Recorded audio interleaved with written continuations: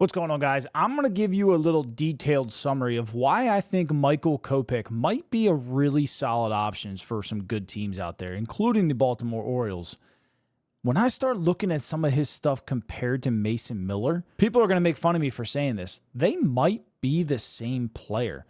I'm going to kind of go down side by side on their spin rates, their velocity, all sorts of stuff. And I'm going to tell you why I think Kopech is maybe just as good as Miller, especially if he gets out of Chicago. Kopech sports a 98.7 mile per hour average fastball that tops out 102 this year in 2024 with 2,600 RPM. Now, Mason Miller, on the other hand, averages a 100 mile per hour fastball, topping out at 103.7.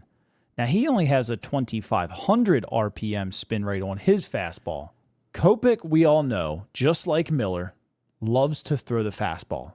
Both of these guys run the fastball up over 100 miles an hour. The difference that I've noticed here when I'm diving into Baseball Savant and their pitch selections, 80% of Kopech's pitches are fastballs. Mason only throws his fastball 61% of the time. He throws it well over 100 miles an hour, and it's got good movement to him. Why wouldn't he just throw that more? Because his slider is good. What about Kopech's slider? It's got a lot of bite to it. In fact, it's got even more bite than Mason Miller's. So why would Chicago stick with the heat 90% of the time? Michael Kopech has thrown 726 pitches. At any point, a batter has 2 strikes. He's only thrown a breaking ball on 32 pitches. Batters are hitting 250. They're 4 for 16. Mason Miller has only thrown 588 pitches this year. He's thrown 93 sliders. At any point, a batter has 2 strikes. On average, Kopech's slider moves about 6 inches away from a right-handed batter and has a drop of 37 inches. Mason Miller moves 7 inches away from a right-handed batter and has 38 inches of drop. So we're looking at a 1-inch difference moving away from a batter and 1 inch down a little bit lower. Could Kopech be just as good as Miller if he gets out of Chicago? What I'm pretty much telling you right now is there is a chance that you have another guy on the market who throws 100+ miles an hour.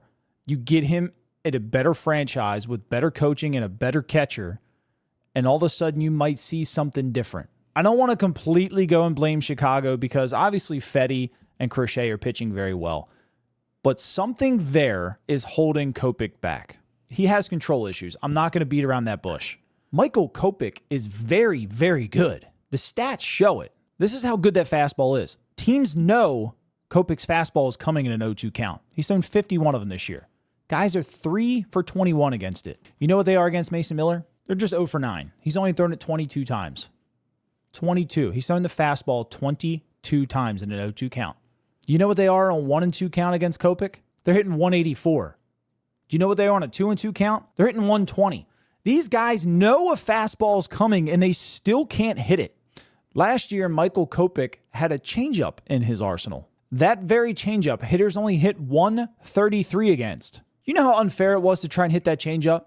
Kopech throws over 100 miles an hour. You know the average changeup velocity that he threw?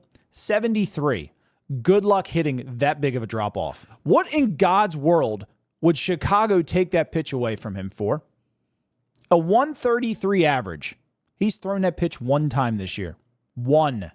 Let's compare Mason Miller's fastball to Kopech's. Batters are hitting 153 against Mason Miller's fastball. Now, knowing that Kopech is going to throw you a fastball 90% of your at-bat, batters are still only hitting 222 against it. Imagine if you kind of kept them off balance. When you start to look at some of these clips that I've shown through here, let me know if he's worth it. I'll catch you guys later.